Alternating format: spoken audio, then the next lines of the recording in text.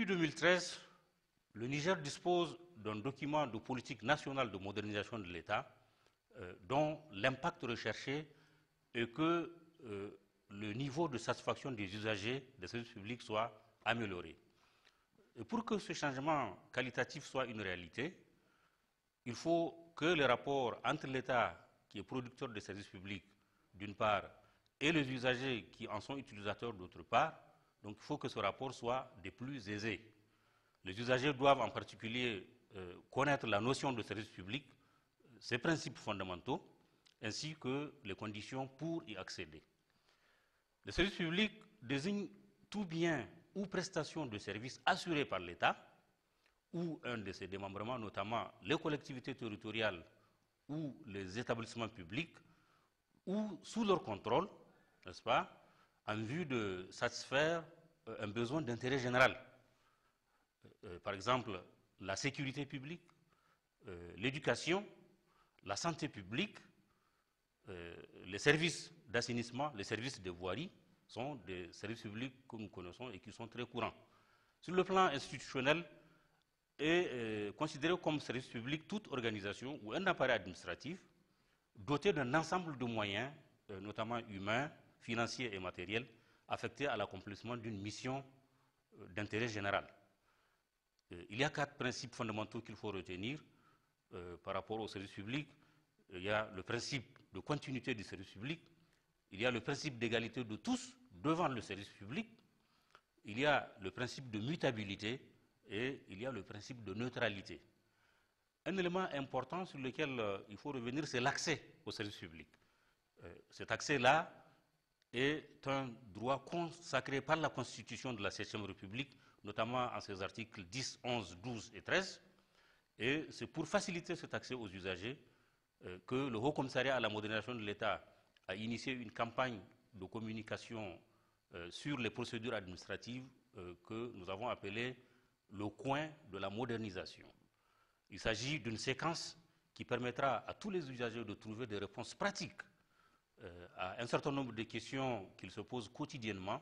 Par exemple, à qui dois-je m'adresser pour obtenir tel ou tel service public? Quelles formalités faut-il accomplir? Comment obtenir telle ou telle pièce constitutive d'un dossier? Combien de temps faut-il pour obtenir tel ou tel service public? Combien coûte l'obtention d'un service public?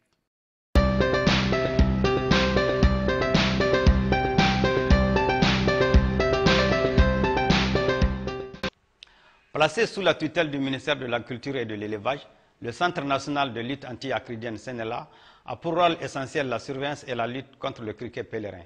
Et la Direction générale de la protection des végétaux a en charge la lutte contre les autres insectes, les autres ravageurs des cultures. Le Centre national de lutte anti-acridienne est un établissement public à caractère administratif créé par la loi numéro 2007-28 du 3 septembre 2007, doté de statuts propres adoptés par le décret numéro 2008-218 PRN MDA du 17 juillet 2008. La stratégie opérationnelle du CNLA. La surveillance et la lutte préventive contre le criquet pèlerin se fait sur toute l'étendue du territoire national. La stratégie opérationnelle consiste à empêcher la transformation des individus solitaires inoffensifs de criquet pèlerin loin des cultures en individus grégaires voraces proches des cultures. Pourquoi lutter contre le criquet pèlerin? Le criquet pèlerin est très vorace. Il est capable de consommer l'équivalent de son propre poids, 2 grammes, en nourriture fraîche par jour. À titre de comparaison, un essaim de 500 000 individus de criquet pèlerin consomme par jour l'équivalent en nourriture fraîche de 10 éléphants, 25 chameaux ou 2500 personnes. Organigramme du CNLA. Le CNLA est constitué d'une direction générale composée des directions suivantes. La direction des opérations techniques, la direction du suivi environnemental et sanitaire, la direction du suivi et évaluation, la direction des affaires administratives et financières. Sous ces directions sont placées les divisions chargées de la conception des activités du centre. Les autres structures du CNLA sont la base principale d'Agadez, qui est le centre opérationnel du CNLA, la base secondaire installée à Inabangarit, les points de surveillance de Filengue et de Gouré en charge des opérations de prospection dans le Sahel des pâturages, les points d'appui de Tabelote, Iféron, Arlit et Termite, qui sont les postes avancés servant de relais à la base principale. Quelles sont les missions du CNLA? Elles sont de 2 types. En période de rémission, organiser et conduire les opérations de surveillance régulière et de lutte préventive contre le criquet pèlerin dans ces aires de grégarisation Aïr, Tamesna et dans le Sahel de pâturage. En période d'invasion, préparer les plans d'action, coordonner et évaluer les opérations de lutte en collaboration avec la Direction générale de la protection des végétaux et les autres structures concernées.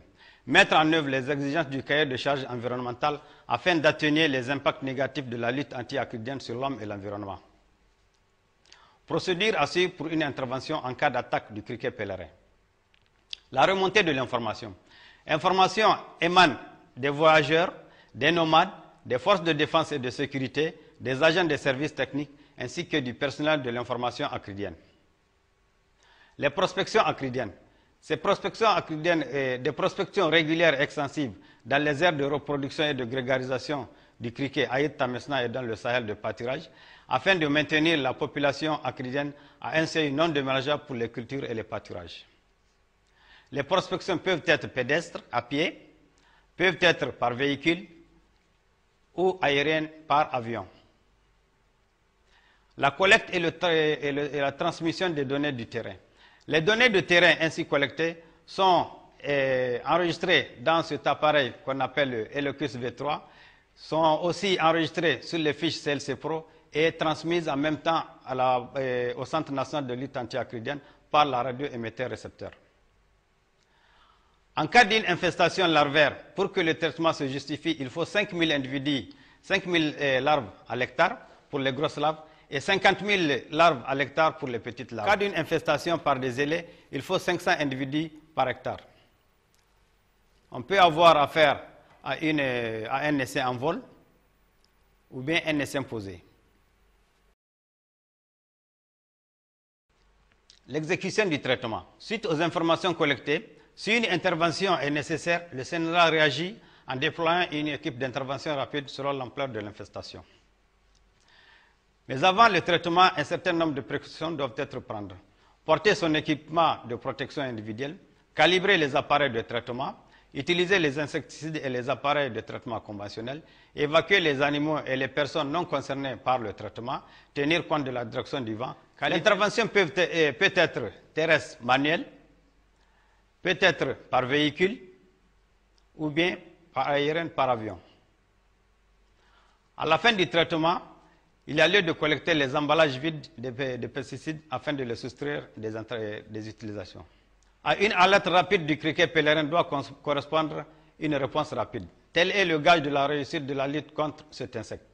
Le CNLA lance un appel à l'endroit de tous les Nigériens en général et ceux des aires d'habitat du criquet en particulier de communiquer toute information relative à la présence du criquet dans leur zone. Au CNLA, au 96 50 81 75, à la base principale d'Agadez, au 96 88 13 78, au poste de surveillance de Filengue, au 96 26 35 26, au poste de surveillance de Gouré, au 97 20 54 20 ou au service d'agriculture le plus proche.